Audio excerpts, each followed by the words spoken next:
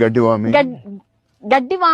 గడ్డివాము ఇప్పుడు ఒకప్పుడు 30-40 ఏళ్ల క్రితము ఎవరైనా ఇక వాళ్ళ పిల్లను ఇంటికి ఇవ్వాలి అని అంటే అల్లుడు ఎవరైతే అనుకుంటున్నారో ప్రపోజల్ వాళ్ళ ఇంటికి వెళితే వాళ్ళ బ్యాంకులో డబ్బు ఎంత ఉంది, నగలు ఎంత ఉంది, వాళ్ళ ఇంట్లో ఏముంది అని చూసేవాళ్ళు కాదు. పిల్లని ఇవ్వాలి అని వచ్చే వాళ్ళకు ఫస్ట్ వెనక కళ్ళంలో దొడ్లో ఇది గడ్డి ఎంత ఉంది అని చూసాడు. దాన్ని బట్టి వాడు ఎంత శక్తివంతుడు, ఎంత బలవంతుడు, సో నా బిడ్డ ఎంత సుఖంగా ఉండగలుగుతుంది ఇక్కడ అని బేరీ చేసేవాళ్ళు. ఎందుకు అసలు గడ్డివాముకి పెళ్లి కొడుక్కి సంబంధం అంటే అప్పుడు మెషినరీ లేదు, అవును, మెకనైజేషన్ లేదు, అంత పశువులతోనే. మా నాన్న ఉన్నప్పుడు 24 జతల ఎడ్లుండేవి, 24 జతలు, 40 మంది